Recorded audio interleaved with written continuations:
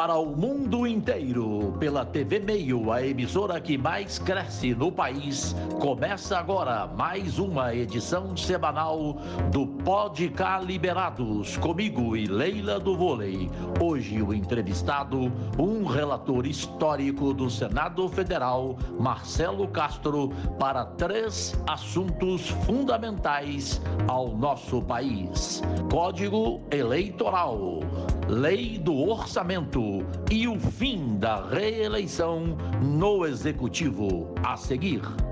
O que por 20 anos não passou de promessa, hoje é uma realidade no estado que dá certo. Uma saúde de qualidade e mais perto de todos os goianos. Goiás agora tem um atendimento regionalizado que virou exemplo para o Brasil. Aumento no número de consultas, queda nas filas de espera para cirurgias eletivas, 8 novos hospitais, incluindo a recém-inaugurada Unidade de Águas Lindas, 6 policlínicas e aumento recorde no número de transplantes de órgãos e tecidos. E se o presente já é uma realidade, o futuro é mais esperança, com a construção do Cora, o maior hospital público de combate ao câncer. Sabemos que ainda há muito a fazer, mas a verdade é que a saúde em Goiás avançou em 5 anos, o que antes só ficava na promessa. Governo de Goiás, o estado que dá certo e que tem o melhor governo do Brasil.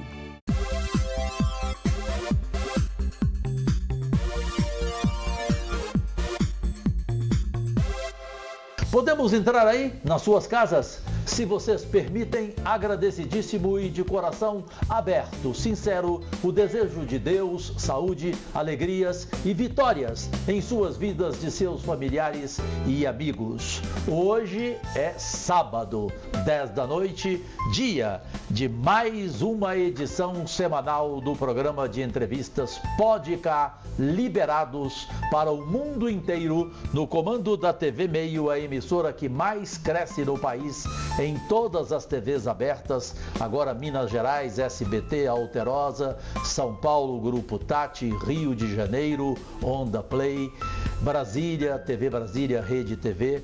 Agradecidíssimo a todas as emissoras parceiras fechadas, abertas, Sky, Net, Claro, e no mundo inteiro as TVs Smarts por todos os aplicativos. Bem, gente, hoje é dia de uma entrevista muito especial com um articulador político, com um homem do Piauí, reconhecido em todo o país, psiquiatra. De vez em quando aqui nesses 5 anos e 7 meses de mandato eu quase pedi socorro a ele. E aliás ele ajudou a salvar a minha vida quando eu tive um AVC ao lado da minha companheira de entrevista deste programa, que é simplesmente a genial Leila do Vôlei, das quadras do mundo inteiro para a vida pública, dando exemplos no Distrito Federal e, se Deus quiser, a próxima governadora. Ela estava comigo e eu tive um AVC no primeiro ano de mandato, 2019, e o médico psiquiatra, simplesmente piauiense, Marcelo Castro, com Otto Alencar e com o Nelsinho Trade, que eu mordi o dedo dele, tem a marca até hoje.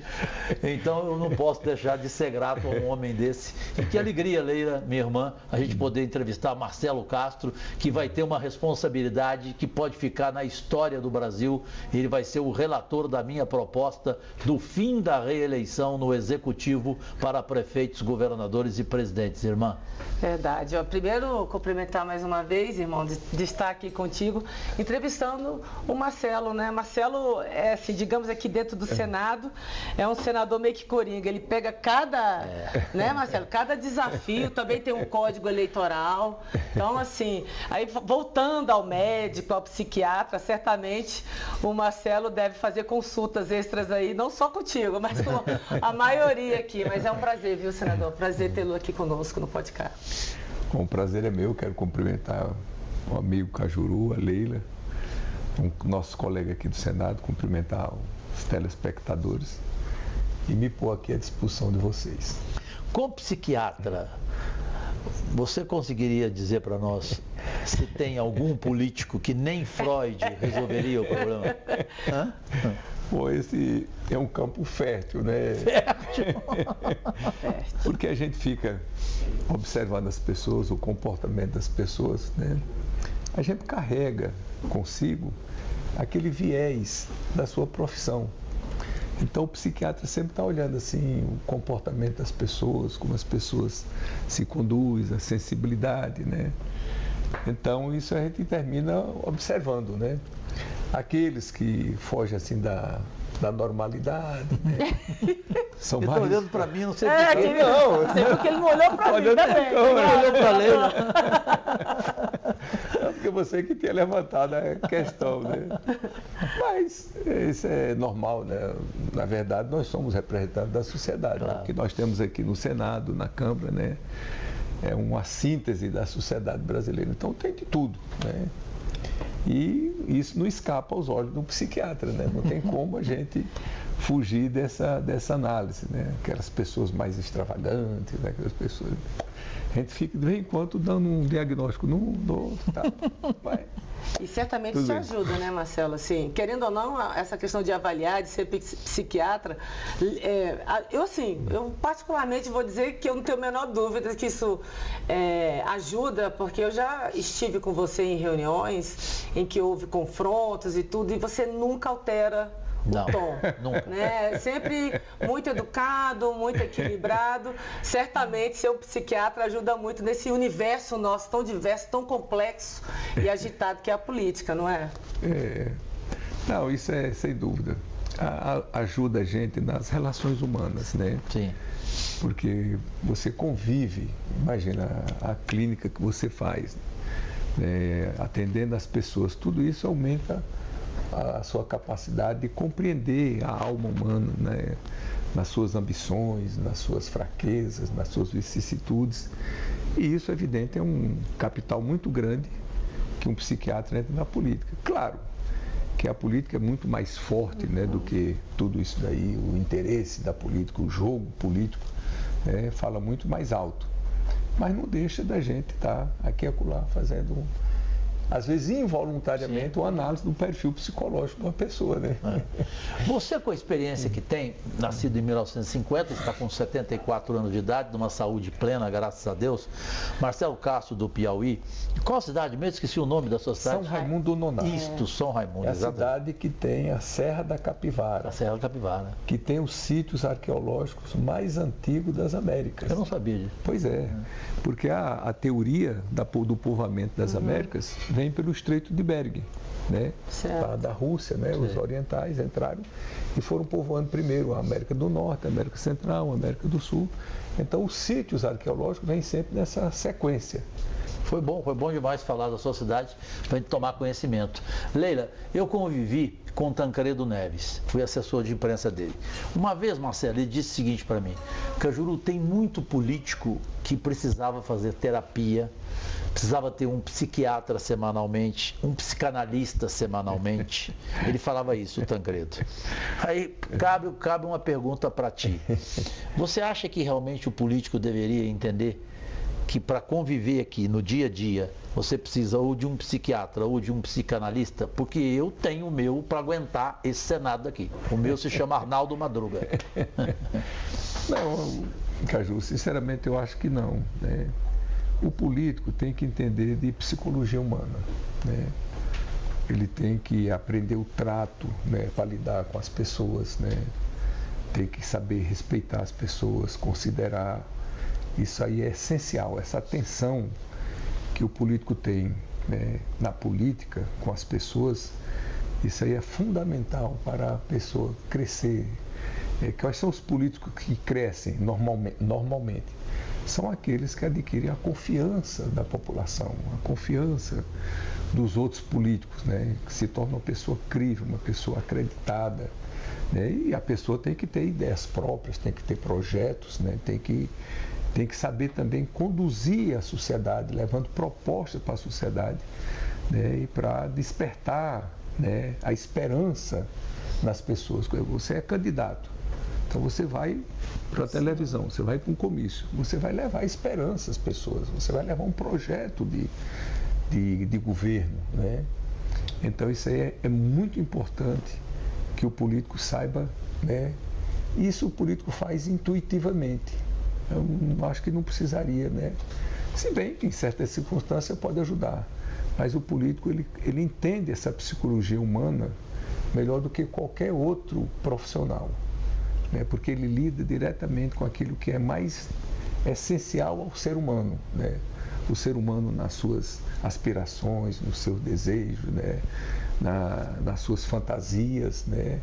Nas suas aversões, nos seus preconceitos, tudo isso é explorado, né, pelos políticos, e eles fazem isso muito bem. Você veja o Trump lá nos Estados Unidos, né?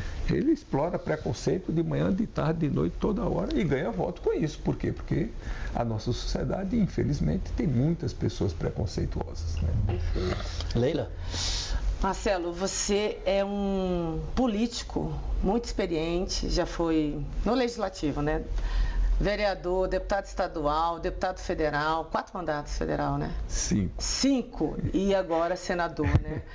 Assim, infelizmente, senador só fui um. Pois é, mas se Deus quiser, eu sei que você vai vir para a reeleição e vai dar tudo certo, porque realmente o Piauí... Fé em Deus. Piauí é apaixonado por ele. Piauí é muito bem representado por você aqui. E você viveu, assim, momentos tensos, assim. Eu falo por nós aqui, eu e Cajuru, que chegamos em 2019 aqui, então nós vivemos reforma da Previdência, vivemos a pandemia, e você como médico, você é muito defensor dessa pauta do SUS, e aí eu quero te parabenizar pela sua atuação nesse sentido. Mas voltando nesse cenário desses últimos anos nossos aqui, qual foi o momento mais difícil para você enquanto legislador, enquanto a sua atuação e o momento de votação? Porque eu lembro muito bem que tanto você quanto eu votamos contra a reforma da Previdência. E eu lembro que o debate foi muito acalorado. Acho que nós explodimos também nas redes sociais como traidores da pátria. E eu lembro, Marcelo, você nem vai lembrar, no dia da votação, você acompanhando, né, a votação e as falas, e aí você estava na minha frente, eu acho que você não vai lembrar. Aí eu olhei assim, senador, bem tenso. Ele falou assim, a história é implacável, Leila. A história é implacável. Eu não vou me preocupar porque ela é implacável, e eu estudo, eu me preparo. Eu sei que lá na frente nós vamos ver se valeu a pena ou não sacrificar tanta gente, principalmente os mais vulneráveis. Eu não esqueço nunca dessa fala do Marcelo. Belo relato. Qual foi o momento mais tenso? Foi esse momento da reforma ou a pandemia? Eu acho, Leila, que foi a pandemia. Certamente. Eu, como médico, que fui ministro da Saúde, né, e vendo a condução do governo, né, tão desastrada, né, da pandemia, realmente foi um momento que quem tem amor à ciência, né, ficou muito chocado. Principalmente a questão da vacinação. Quer dizer, eu vi uma pesquisa, né, feita pelo Datafolha, eu não lembro mais dos números direito, mas parece que os 30% da população do Brasil, na época da pandemia, não acreditava em vacina. Chegou a 30%. Sim, foi uma loucura. 52%. Loucura. Esse número eu me lembro bem, que o Datafolha pesquisou, não acreditavam na vacina chinesa. Olha. Por quê? Porque tinha um presidente fazendo a desconstrução da vacina, e principalmente da vacina chinesa, porque era o produto país comunista, né? Que vinha, porque vinha para São Paulo. Sim. Que estava no Butantan. Questão política. Que o Dória seria um potencial concorrente do presidente então do Bolsonaro. Então tinha uma briga entre os dois. Você imagina, você por um projeto pessoal. Uma coisa humana mesmo. E o coisa, ainda mais, um motivo absolutamente errado, porque o outro, da AstraZeneca, que era feita pelo governo brasileiro, da Fiocruz, o Infa também, o produto básico, vinha da China também. Todos vinham da China. Né? E aí criou essa celeuma, um problema, Leila, que nós nunca tivemos no Brasil. Pois é. O Brasil tem o maior e o melhor programa de vacinação do mundo. Inquestionável isso aí. Desde 1973 que nós temos um programa de vacinação no Brasil com inúmeras vacinas, todas as vacinas de doenças transmissíveis, o SUS dá isso gratuitamente. Anos e anos. As nossas vacinações eram sempre acima de 80% e 90%. Com esse advento, o índice vacinal, que já vinha caindo, caiu mais ainda. Então, agora, recentemente, nós aprovamos uma lei, que eu fui o relator, tive o prazer de ser relator, para a gente fazer a vacinação nas escolas. Que também teve outro debate. Outro debate, as pessoas questionando.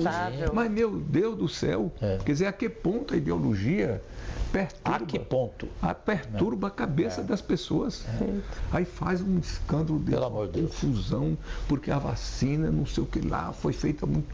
Moço, isso criou uma dúvida, uma insegurança, que a gente vê colegas nossos aqui, senadores, discursando, convicto. Contra. Como é que pode ser uma coisa contra? Esse projeto... Familiares, marido com mulher, irmão com irmão. Vários votos contra, pessoas contrárias. Sim.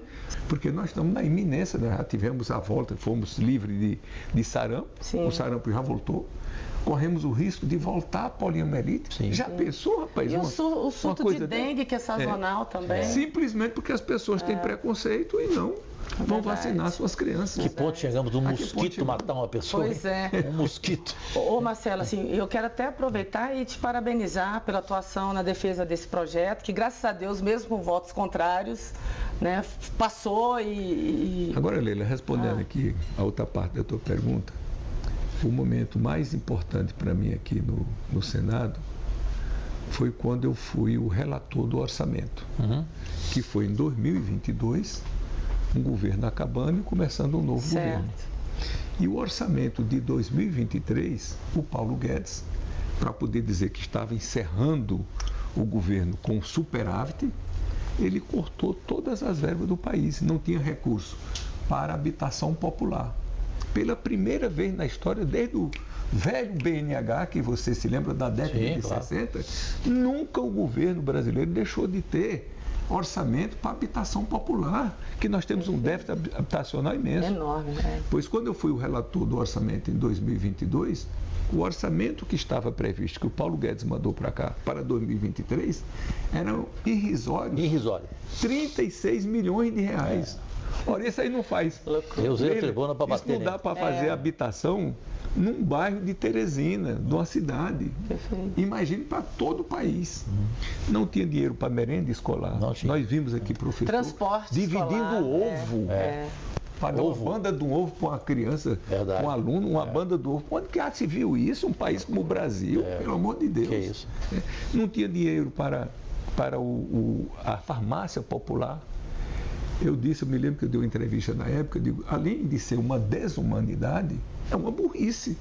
Porque se a pessoa não toma o remédio para hipertensão, se não toma o remédio para diabetes, vai ter complicações e o SUS vai gastar. Exatamente. São as doenças que mais matam no mundo. Sobrecarregado, que já hipertensão e diabetes. Nós conseguimos aumentar o orçamento de Minha Casa Minha Vida para 10 bilhões de reais.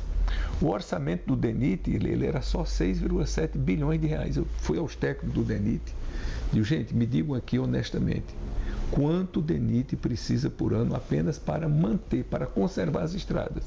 Não é para construir nada, nem um metro de asfalto, nem uma ponte, nada, só para conservar. Isso, no mínimo 8 bilhões de reais. Olha, o dinheiro que veio não dava nem para conservar as estradas. Imagina as estradas que estavam sendo feitas no Brasil, as pontes que estavam sendo construídas, tudo seria paralisado. Para variar, né? Aí foi quando nós tivemos, né, a ideia de fazer aquela PEC da transição, que nós criamos um espaço orçamentário e pudemos então botar 10 bilhões para o Minha Casa Minha Vida, botar 22 bilhões para o DENIT e depois veio o arcabouço fiscal, que agora fixou um mínimo, né, de gasto para o país, que é o país está andando. Então, graças a Deus, as nossas rodovias melhoraram muito, novas rodovias estão sendo construídas, o Minha Casa Minha Vida agora deslanchou, estão executando milhares de habitações populares. Então, esse foi um momento assim, muito importante da minha vida, porque foi uma responsabilidade muito grande. A imprensa no começo me atacou muito achando que era um gasto de uma gastança desenfreada. Essa era a narrativa. Eu chamei a imprensa para se colocar no meu lugar, relator geral do orçamento, com a responsabilidade de fazer o orçamento do país para o ano seguinte. Como é que eu faria um orçamento sem ter dinheiro para a farmácia popular, sem ter dinheiro para a merenda escolar, sem ter dinheiro para conservar as estradas, sem ter dinheiro para Minha Casa Minha Vida, dentre tantas outras deficiências, né?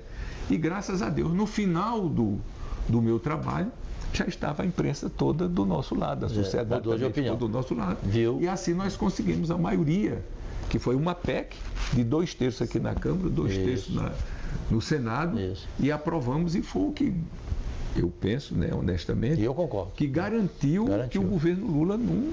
Porque ele entraria completamente colapsado. Colapso. Bom, aproveitando, como relatora, você já está na história em relação ao orçamento. Leila, nós temos o primeiro menor intervalo da televisão brasileira e voltaremos com a segunda parte do Podcast Liberados. Vocês estão entendendo aí, brasileiras e brasileiros, nossas únicas vossas excelências, a importância dessa entrevista, o que nós estamos tomando conhecimento, e você aí do outro lado analisando e comentando nas redes sociais à vontade, por fineza, YouTube, Instagram, Facebook, TikTok. Mas agora o Marcelo Castro, senador do Piauí, também poderá ficar na história do Brasil, porque coube a ele a relatoria de uma proposta minha, entre tantas, a minha foi a escolhida pelo presidente do Congresso Nacional, Rodrigo Pacheco, para o fim da reeleição no Brasil no Executivo. Prefeitos, governadores e presidentes, a partir de 2030, teriam um mandato não de 4, e sim de 5 anos. E na minha proposta também, eu apresento o alinhamento das eleições no país a cada 5 anos e não eleição a cada 2 anos, acabar com essa farra, na minha opinião. É o que nós vamos, Leila e eu, conversar com Marcelo Castro a seguir sobre o fim da reeleição, que caberá a ele, nesta minha proposta, a relatoria, que é o papel mais importante, indiscutivelmente. Voltamos já.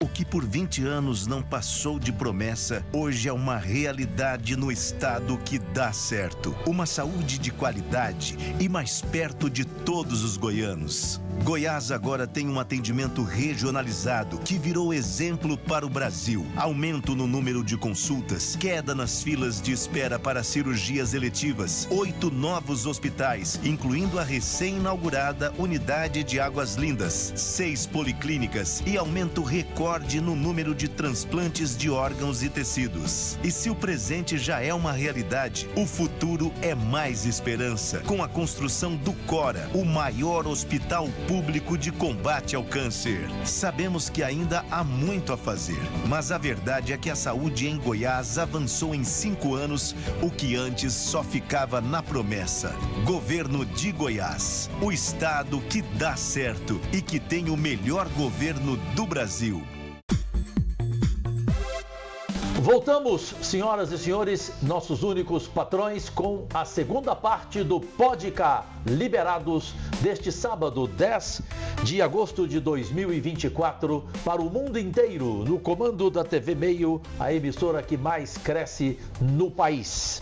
Bem, com o piauiense Marcelo Castro, que daqui a pouco eu vou falar o que eu mais ouvi no Piauí, onde estive por 3 dias em Teresina, Leila do vôlei, essa rara mulher que me acompanha neste programa prazerosamente, o que falam de você lá em relação ao período quando você assumiu o Ministério da Saúde. Mas eu deixei o assunto da reeleição, mas me permita aqui. Pergunta lá, Cajuru. Eu sou teimoso. Eu quase que entrei e falei, vou deixar o Marcelo continuar para depois fazer uma surpresa para ele. Se prepara, Leila. Vem cá, voltando à psiquiatria. Você não acha que em função da pandemia o Bolsonaro precisava de um psiquiatra e o Lula, em função do Maduro, não precisa também de um psiquiatra? Olha a pergunta lá, Cajuru. Vamos ver se você dá conta de responder com toda essa experiência política. Marcelo, estava demorando. Você agora me pegou, viu? Eu estou lembrando de um vereador que tinha lá em Teresina, já morreu há muito tempo. Ele era coronel da polícia. Ele era muito durão, falava muito firme. Aí toda pergunta que o jornalista fazia a ele, que ele não achava agradável, ele dizia, vou dar o calado por resposta. Boa. Você vai fazer isso comigo? Não vai me deixar. Você vai fazer isso comigo? Aí, Leila, essa foi boa. Boa, isso é foi enxadrista. Isso é checkmate. Isso é um vespeiro tão grande. É melhor não entrar, então, é? É melhor não entrar nesse negócio. Mas eu concordo com você nessa parte do presidente Lula, que eu acho que ele está no caminho que ele precisa avançar mais um pouco para ter uma posição mais firme, né, na condenação do regime ditatorial, que não há nenhuma dúvida sobre isso, da Venezuela, né? Então, por mais que ele tenha uma identificação com a esquerda, com Maduro, que o recepcionou aqui, que, aliás, na época eu não bati palmas para isso. Eu subi na tribuna e critiquei o Lula. Pois é. Então, eu acho que o Brasil precisa andar, né, mais firmemente no sentido da defesa, de maneira sem nenhum questionamento, da democracia, do Estado de Direito, do respeito, né, aos direitos fundamentais do ser humano. Que nada disso está sendo cumprido na Venezuela. E a decisão então, do povo também. Acho que toda a sociedade brasileira e o nosso presidente em especial tem que ter uma posição mais firme, mais franca, mais clara na condenação do regime do Maduro. E agora, evidentemente, há um consenso mundial de que a eleição foi usurpada. Sem nenhuma dúvida. Então, não precisa o governo ficar com tantos melindres, não. Acho que pode ter uma postura mais franca. Agora, sobre Bolsonaro, você não acha que ele precisaria de um psiquiatra em relação à pandemia? O Bolsonaro, se tivesse um psiquiatra, ele não falaria que a vacina, se você tomasse, você viraria jacaré. Não precisava de psiquiatra, né? Acho que ele e as pessoas que estavam em torno dele, ao redor dele, não teve ninguém para falar. Isso é um malefício muito grande. A gente não pode brincar com a ciência. Não pode. Leila e Caju. E ele brincou. Essa história do conflito entre as crendices, as crenças e até a religião e a ciência, isso é desde que o mundo é mundo. Né? E primeiro as pessoas levavam uma facada, botavam estrume de gado dentro da facada. As coisas assim, aí faziam orações e tal, e faziam promessas para a pessoa curar. O que é que cura? É a ciência, Sim. É a vacina, é o antibiótico, são os meios hoje que tem de diagnósticos, os meios cirúrgicos. Quantas pessoas hoje morrem de infarto do coração? Quantas pessoas não são salvas, né? Com o cateterismo, vai lá, bota o stentezinho na artéria, a pessoa volta, fica normal, vai levar a sua vida normal. Então, claro que as pessoas têm suas crenças, têm todo o direito de ter suas crenças, mas a crendice não pode conflitar com a ciência. Não. A ciência tem sempre que prevalecer. Agora, o que você pode fazer é o mau uso da ciência. Isso é a política que faz. Quer dizer, você faz uma fissão nuclear. Com essa fissão nuclear, você pode fazer energia para atender, né, toda a necessidade. Sim. Você pode fazer uma bomba atômica. Isso é a política que decide. Né? Mas a ciência, você jamais pode se posicionar, né, numa posição contra a ciência. Então, do ponto de vista assim, do Bolsonaro, do que ele fez, o que eu reputo assim, de mais grave, né, foi o não compromisso dele com os princípios democráticos e com a negação da ciência. Então, essa é a crítica que eu faria, assim, né, de dizer assim, bom, o Bolsonaro foi isso. Bom, todo governo tem acerto, tem desacerto, mas dissesse assim, os dois pontos mais negativos, eu acho que foram esses aí. Eu vou passar para a Leila o assunto do fim da reeleição, até para saber, eu ainda não tive a oportunidade de conversar contigo. Você é a favor ou contra o fim da reeleição no Executivo?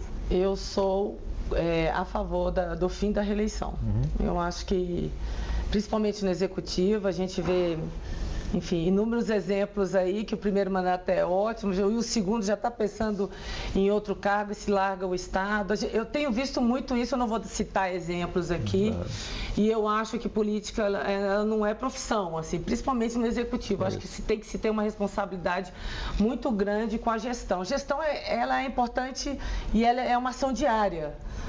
Então, quando você está num primeiro mandato, já focando no segundo, muitas vezes você deixa de cumprir o seu papel. Então, eu acho assim, que você estendendo um pouco esse mandato, acho que está na mão do nosso relator, né? De quanto será, se é 5 ou 6 anos.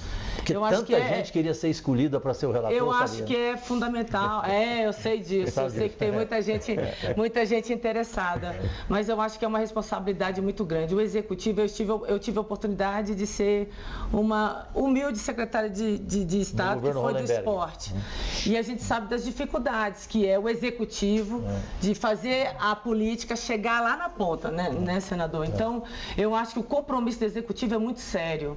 E não dá para ter aventureiro. Não dá. E tem que ser pessoas compromissadas. Então, assim, essa questão da reeleição é muito séria. Então, assim, eu espero... Assim, eu já vou dar a minha opinião. Em melhores mãos, impossível. Porque, assim, o Marcelo já me mostrou várias vezes que ele é muito sério. Inclusive, depois eu vou... A gente ouvindo depois essa questão da reeleição, eu quero ouvir um pouquinho dele também, porque ele tem outro relator importantíssimo, não só para nós aqui, mas para a classe política e também para a bancada feminina, que é a questão do Código Eleitoral, que estava engavetado aí há um bom tempo, né, Marcelo? E que agora se tirou da gaveta. E quem é o relator? Graças a Deus, o sério e comprometido Marcelo Castro. Então, vou deixar para ele falar um pouquinho da reeleição aí, depois a gente entra também no Código Eleitoral. Eu só queria te agradecer, porque eu sei que você concordou com o presidente Rodrigo Pacheco, que colocou o nome dessa PEC, Emenda Cajuru, PEC Cajuru, o fim da reeleição. Não precisava nem colocar meu nome. Mas eu tenho certeza que ela pode ficar na história do Brasil, essa minha PEC, principalmente por causa do relatório do Marcelo Castro e por causa do entendimento dele que agora o Brasil vai tomar conhecimento, porque vai caber a ele e ele já deve estar com isso na cabeça no dia a dia, porque a partir de agora, em agosto, nós vamos começar os debates com grandes personalidades. Vai fazer audiência, vai ter audiência pública, correto? Todo mundo então, Marcelo, por favor, com esse assunto que o Brasil quer te ouvir. Bom, Cajuru e Leila, eu reputo uma das coisas mais importantes que nós podemos fazer para melhorar a gestão pública no Brasil é pôr fim à reeleição de cargos executivos, de prefeito, governador e presidente da República. Então, eu fui escolhido para ser o relator da PEC, que me orgulha muito de ter a autoria do nosso colega aqui, o Cajuru. Então, quando se discutiu a reeleição no Brasil, Cajuru, eu era deputado estadual. Eu não votei nela aqui. E na época eu já dizia, não vai dar certo. Não tem como dar certo. Isso com os costumes que nós temos aqui no Brasil. Isso foi no governo Fernando Henrique. Fernando Henrique, em 1997. Certo, sim. Para ele disputar a reeleição em 98. Sim. E aí foram cometidos vários erros. Primeiro, para manter o mandato do Fernando Henrique, se colocou também para governador e para prefeito. Sim. Para quê? Para não ficar muito evidente que seria. E aí foi um triplo erro. Triplo erro. Além de presidente, que devia ter sido só para presidente, depois ficaria mais fácil de reparar, depois para governador e para prefeito. Qual é a minha experiência aqui, que eu sou um observador atento, cuidadoso da gestão pública, de prefeito, governador e presidente da República? Que numa regra geral, Leila, todos, prefeitos, governadores, presidentes, que vão para a reeleição, eles abusam do poder. Total. A regra... Bom que você foi direto. A regra é o abuso do poder. Ah, mas fulano não abusou. É exceção. Usa a máquina, sim, com certeza. É exceção. O prefeito tal não... Eu não conhecia essa exceção. Às vezes tem um prefeito que está assim tão bem avaliado, Cajuru, que tem 80% das intenções de voto, o adversário tem 5%, 10%. Não há necessidade dele abusar, ele já está reeleito. Eu analiso muito assim, Cajuru, acho que é um vício de psiquiatra, a cabeça da pessoa. A pessoa está com a cabeça no lugar, ele não pensa bem outra solução. Então, quando um prefeito ou governador ou presidente vai tomar posse, ele já está pensando na reeleição. Está entendendo?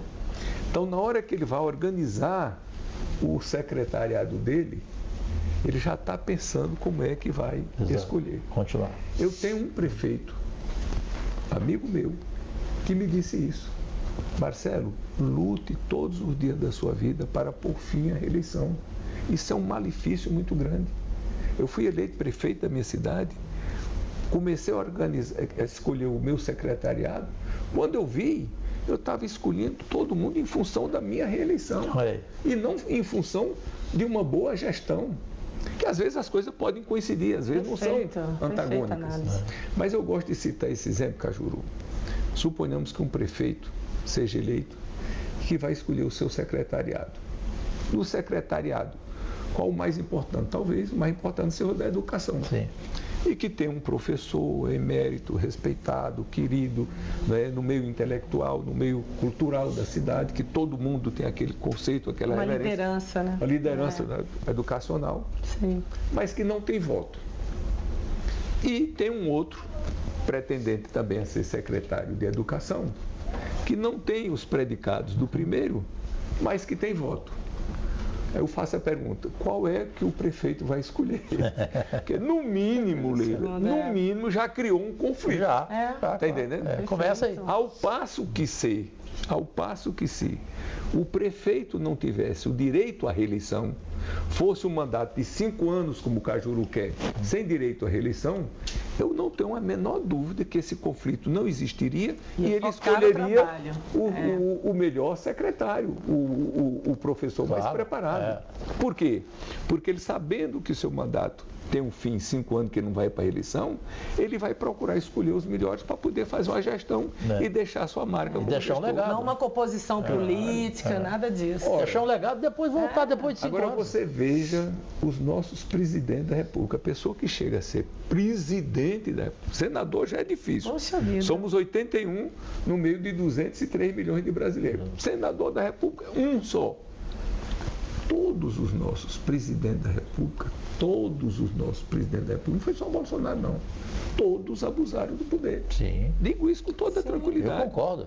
Ora, imagine um presidente que está sendo vigiado pelo país inteiro. Um presidente que tem a obrigação de ter uma formação, não é? Sim. De respeitar os princípios e tudo. O compromisso dele. Se eles abusaram do poder, imagina o que os governadores de estado não fazem, imagina o que os prefeitos não fazem. Perfeita análise. Então, isso é um malefício muito grande que a política fez à gestão pública no Brasil. E aí, eu desde que cheguei aqui, Cajuru, a minha primeira PEC, quando eu cheguei aqui, deputado federal em 1999, que eu fui eleito a primeira vez em 98, logo com um mês eu apresentei uma PEC. Essa PEC que você apresentou agora. Fim da reeleição, mandato de 5 anos e coincidência do mandato. De lá para cá eu venho lutando todos os dias da minha vida para pôr fim Por isso que tinha que ser você o relator. Então melhor. Já, inclusive, aprovamos uma vez na Câmara, veio para o Senado, aqui não deu seguimento, e agora você teve essa clareza aí de apresentar essa PEC. Eu sou coincidiu de ser o relator. E agora eu acho que é uma conscientização maior da sociedade brasileira. Você acha que é o time certo? É agora da gente debater? Eu acho que agora é um time certo. Perfeito. Essa pergunta é boa. O time certo é agora. E eu acho que há uma conscientização da classe política, que é um malefício muito grande a reeleição. E a desigualdade. Onde é que há igualdade de disputa se um está no comando, fazendo as coisas, decidindo, e o outro lá fora? Só a visibilidade que dá. E ainda se fez uma coisa mais errada ainda. É que o gestor possa disputar o cargo no exercício do mandato. Aí é que ele abusa mesmo. Nossa Senhora. Quer dizer, quem não é prefeito, quem não é governador, que é um secretário, por exemplo, ele tem que se afastar para poder se candidatar a deputado. É o governador opcional, né? Ora, o prefeito que tem a caneta na mão, o governador que tem a caneta na mão, o presidente não precisa se afastar. É desproporcional, é desigual. Um desequilíbrio. Bom, quer dizer, o Brasil inteiro agora, pela primeira vez, tomou conhecimento que o relator dessa minha PEC, simplesmente ele vai aprovar a proposta que eu apresentei de 4 para 5 anos o mandato a partir de 2030 de prefeitos, governadores e presidentes. E aí, Leila, eu sei que você também tem uma opinião semelhante, que é a de alinharmos as eleições a partir de 2030 a cada 5 anos e acabarmos com essa farra de eleição a cada 2 anos. Isto é possível na sua visão como relator ou é mais difícil? Não, isso é possível também. Quanto a isso, Cajuru, eu devo confessar que há um menor consenso, né? Umas pessoas acham que as eleições não deveriam ser casadas. O fim da reeleição passa aqui rindo. Hoje tem 56 votos. Pois é, eu confio. Agora, eu não sei o alinhamento das eleições, é que eu não sei, que eu queria te ouvir. Não, eu acho que passa também. Passa? Qual é o maior obstáculo, se assim... As pessoas têm uma concepção de que as eleições não deveriam ser num dia só.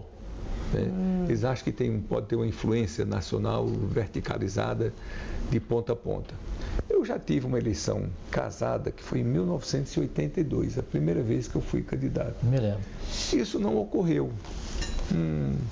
A realidade municipal fala muito mais alta, a realidade estadual fala muito mais alto do que a realidade nacional. É claro que há influências nacionais, mas não é assim tão marcante. Eu não tenho receio de advogar pela coincidência das eleições. Eu sou mais a favor da coincidência das eleições do que da não coincidência. E você também, Helena? Também. É? Também sou a favor. E você acha que aqui passa também? Você fala, Marcelo? Aqui no Senado? É aqui no Senado. Aqui eu acho que esse filho mais aí é esse termômetro do Marcelo. Acha que passa, eu também acho. Eu acho que tem o meu apoio e o seu, mas eu tenho conversado com todo mundo. Hoje são 56 votos favoráveis. Não, da minha PEC. Da sua PEC. Da emenda Cajuru. Da reeleição. Do fim da reeleição. Agora, mas na Câmara, é uma pergunta pela experiência que você tem muito mais do que eu e a Leila. Na Câmara. A Câmara não sei, não peguei ainda. Se aumentar o mandato de deputado, passa na hora. Para sentir a temperatura, não. Porque para alinhar a cada 5 anos, não aumentaria o mandato de um deputado? Não? Não pode aumentar. Você tem que estabelecer que a partir daquela data o mandato será de 5 anos. Mas você não pode estender porque isso é inconstitucional. O Supremo já tem decisão sobre isso. A gente não pode fazer. Mas por que a dúvida se a Câmara aprova ou não o que nós vamos aprovar aqui, o fim da reeleição? Não, eu não sei porque eu não peguei a temperatura ainda da Câmara, né? Não conversei com os líderes, mas eu acho que é um tema que tem hoje um consenso muito forte, né, na classe política. E o desgaste que é e a desnecessidade que tem de se fazer eleições de 2 em 2 anos. Pelo amor de Deus. Os prefeitos hoje perderam a capacidade de planejar os seus municípios a médio e a longo prazo. Sim, perfeitamente. Por quê? Eles têm que ficar envolvidos com eleição todo o tempo. Um prefeito vai eleito hoje, toma posse, vai renegociar os débitos que a prefeitura, que eles sempre dizem que o prefeito antecessor deixou. Vai organizar o secretariado. Quando a gestão vem funcionar, vem engrenar, já está de junho para frente. No ano seguinte, já tem eleição de governador, presidente, deputado estadual, deputado tudo federal. De novo. Mas o prefeito não tem nada a ver com isso na eleição municipal? Tem sim. Porque se o prefeito apoiar um deputado estadual ou federal, né, no município dele e der menos votos do que o adversário dele que perdeu, ele já se desacredita, se descredencia para ir para a reeleição. Já enfraquece. Tá entendendo? Aí ele tem que se envolver na eleição. Termina paralisando as obras, né? Tem aquele período proibitivo de transferência de recursos e tudo mais. É um transtorno. Vem o 3º ano, ele executa as obras. No 4º ano ele já vai para a reeleição. Então o prefeito passa todo o tempo fazendo reeleição. E outro aspecto que eu queria chamar aqui, Cajuru, que é uma coisa que está me chamando muita atenção, que já vem de muito tempo, como é que está ocorrendo com os prefeitos. Aqui eu sempre procuro ver a cabeça da pessoa. Claro. Um prefeito que passa 8 anos à frente do município, aquilo é muito tempo. 8 anos é tempo demais.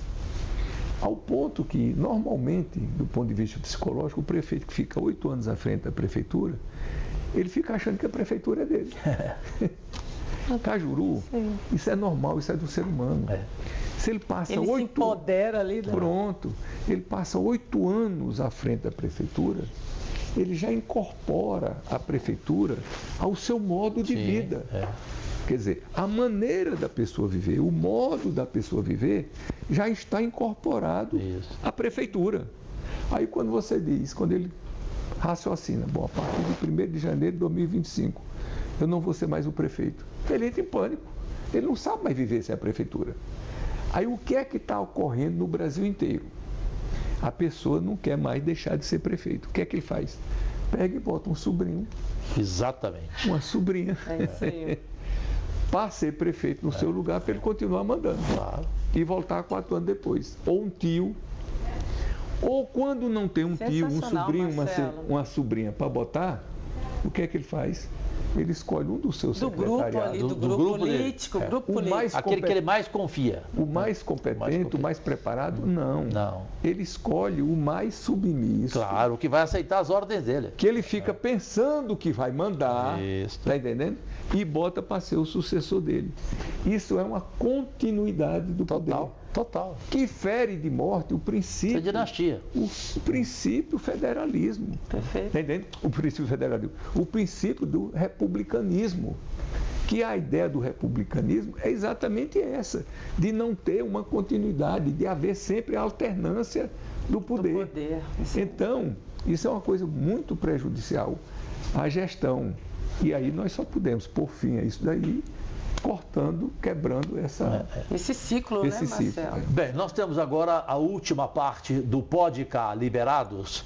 E veja bem, a história que tem um Marcelo Castro como homem público. O orçamento, já falamos aqui, acabamos de discutir e vocês tomaram conhecimento de tudo sobre o fim da reeleição no Executivo. E a Leila fez a colocação brilhante de que a gente não pode esquecer que é outra relatoria para ficar na história, nas mãos de Marcelo Castro, que é o Código Eleitoral, Leila. Então, essa sua pergunta fica para a volta nossa do menor intervalo da televisão brasileira. E ele rindo já e olhando. Ele já sabe o que eu vou perguntar. Voltamos já e já. O que por 20 anos não passou de promessa, hoje é uma realidade no estado que dá certo. Uma saúde de qualidade e mais perto de todos os goianos. Goiás agora tem um atendimento regionalizado que virou exemplo para o Brasil. Aumento no número de consultas, queda nas filas de espera para cirurgias eletivas, 8 novos hospitais, incluindo a recém-inaugurada Unidade de Águas Lindas, 6 policlínicas e aumento recorde no número de transplantes de órgãos e tecidos. E se o presente já é uma realidade, o futuro é mais esperança, com a construção do Cora, o maior hospital público de combate ao câncer. Sabemos que ainda há muito a fazer, mas a verdade é que a saúde em Goiás avançou em 5 anos, o que antes só ficava na promessa. Governo de Goiás, o estado que dá certo e que tem o melhor governo do Brasil. Brasileiras, brasileiros, minhas únicas vossas excelências, voltamos para a última parte desta entrevista especialíssima em que o Brasil toma conhecimento pela primeira vez de assuntos fundamentais na política. E nesta última parte é a Leila quem começa, porque foi o terceiro tema depois do orçamento do fim da reeleição, o Código Eleitoral, Leila do vôlei para o mundo e para a vida pública, graças a Deus. Obrigada, meu irmão. Marcelo, deixa eu perguntar para você. Nós já fizemos pelo menos 2 ou 3 reuniões sobre o Código Eleitoral com a bancada feminina e eu quero te agradecer. Todas as vezes que nós solicitamos esse momento com você, você nos atendeu prontamente. Nós estamos ali trabalhando o Código Eleitoral e tem alguns itens que, para a bancada feminina, eu estando hoje líder da bancada feminina, eles são fundamentais. Um deles, acho que eu vou tocar no principal, que é a garantia dos 20% das cadeiras.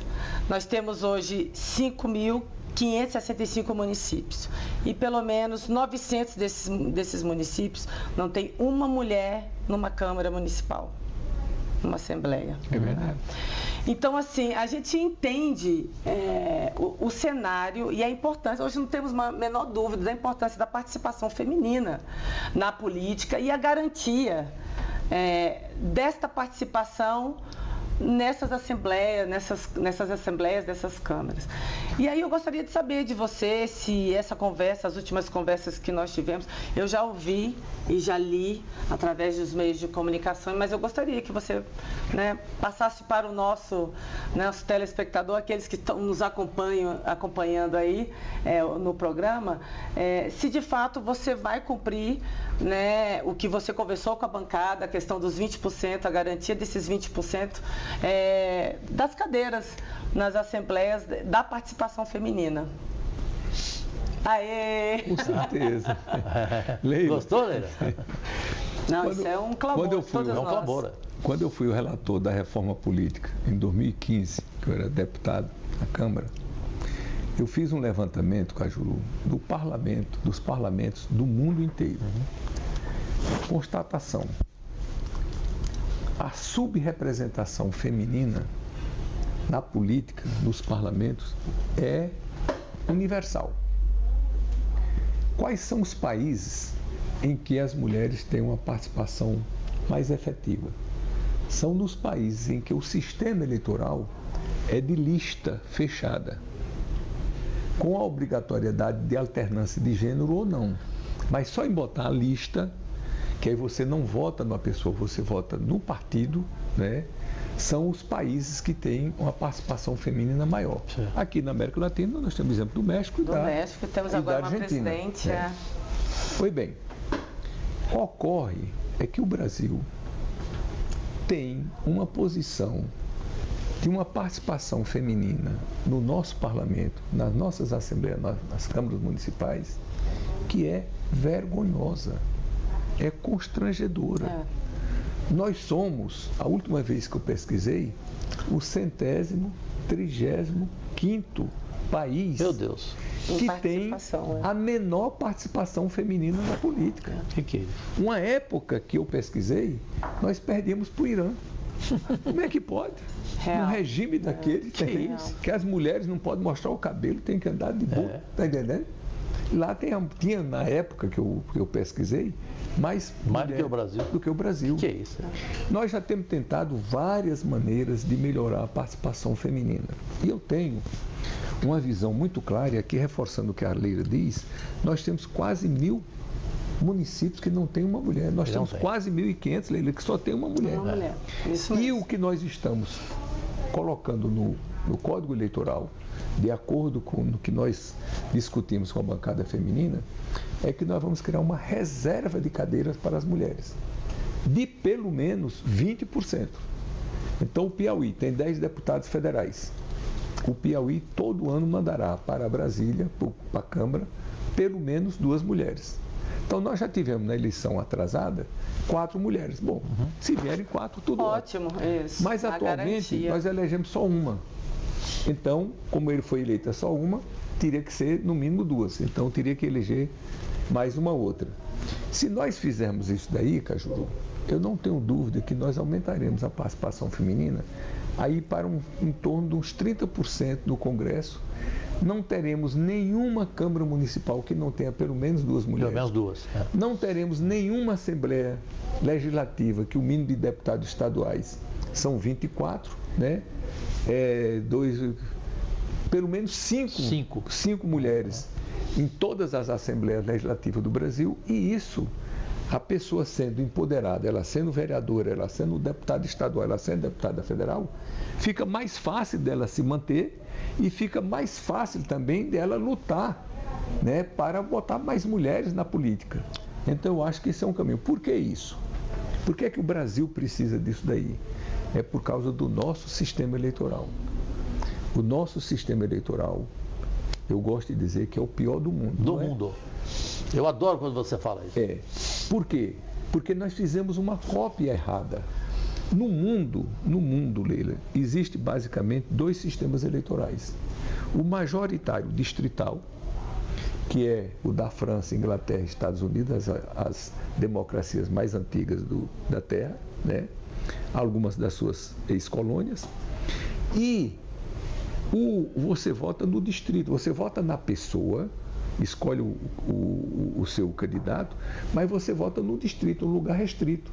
Ora, para você votar numa pessoa, qual é a condição sine qua non? É que você conheça essa pessoa. Claro. Está entendendo? Aí, para você conhecer, tem que ser num local restrito. São Paulo, na eleição passada, teve 3.000 e tantos candidatos a deputado estadual e federal. Como é que o eleitor vai tomar conhecimento de 3.000 candidatos? Estou brincando. Isso é um absurdo. Isso é uma falta de lógica completa. Total. Então, nós colocamos o sistema proporcional, que no mundo inteiro, quando você bota o sistema proporcional, o eleitor não vota no candidato, ele vota no partido. Porque o sistema proporcional pressupõe exatamente isso, um sistema de ideias, de conceito. Porque você votava no candidato, aí disse, não, isso está errado, nós temos que votar, não é nas pessoas, nós temos que votar na ideia, no Partido Comunista, no Partido Socialista, no Partido Trabalhista, no Partido Cristão, no Partido Conservador, no Partido Liberal, e aí você forma os partidos. Se você está votando num partido, numa ideia, você não vota em pessoas. Aqui no Brasil, nós aprovamos o sistema proporcional e ao invés de fazer como todo mundo faz, todos os países do mundo faz, que quando o sistema é proporcional, você vota no partido e não na pessoa, nós votamos na pessoa. Aí nós criamos situação tão absurda de que quando as pessoas vão para uma eleição, um deputado estadual, um vereador, um deputado federal vai para a eleição, o maior concorrente dele, o maior adversário dele na eleição é o companheiro de partido dele. Ora, como é que as pessoas estão no mesmo partido, comungam das mesmas ideias, lutam pelas mesmas causas e quando chega na eleição vocês são adversários? Então, como o nosso sistema, as campanhas são individualizadas, são caríssimas, em nenhum lugar do mundo as eleições são tão caras quanto no Brasil. Sem dúvida. Está entendendo? E o dinheiro está mais na mão dos homens do que das mulheres. Essa eu não tenho a menor dúvida em dizer que é a causa principal da sub-representação feminina na política.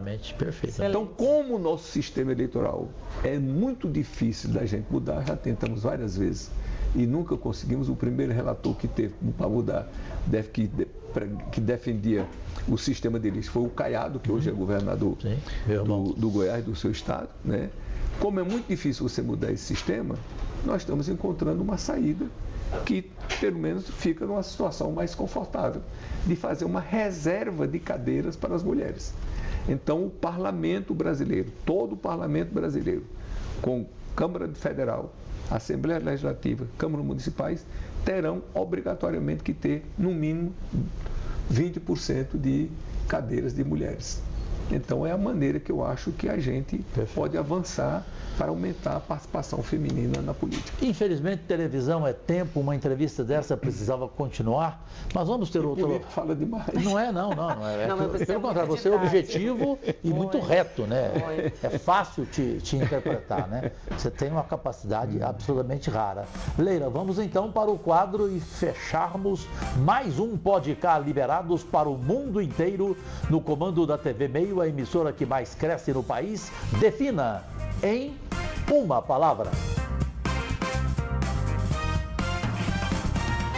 Sempre começa o quadro com Leila, do vôlei para o mundo. Marcelo, defina Lula. Um vencedor. Bolsonaro. Rapaz, vou dar um calado por resposta. Essa do vereador foi muito boa. É um grande líder brasileiro, né? Que realmente tem uma parcela muito grande da população que o segue, né? Fernando Henrique Cardoso. Grande homem, né? Culto, preparado, digno, um grande... Uma palavra. Uma palavra só, né? Um democrata. José Sarney. Um homem culto. Haddad. Competente. O governador do Piauí, Alberto. Um gênio, um homem super inteligente. O Alberto Silva? É. Um homem super inteligente. A medicina. Salva vidas. Psiquiatra. Uma pessoa sensível. Política brasileira. Conturbada. Marcelo Castro. Pessoa simples. Mas de uma capacidade política, articulação, preparo de impressionar. Que entrevista, Leila do Vôlei. Obrigado, irmã, por mais uma companhia no podcast Liberados. Obrigado, Deus, saúde a você, a sua família, Marcelo. E continue nos ensinando aqui, porque fazer parte de um Senado Federal, tendo a oportunidade de dividir opiniões e de aprendermos cada vez mais com homens da sua qualidade, da sua envergadura, para nós é só privilégio. É um privilégio. E a vocês, obrigada, um ótimo final de semana, Deus, saúde, e nós voltamos no próximo final de semana com mais uma edição do Podcast Liberados em rede mundial de televisão. A reprise desta entrevista é na próxima quarta-feira, às 11h30 da noite, para o mundo inteiro. Agradecidíssimo. Tchau, tchau.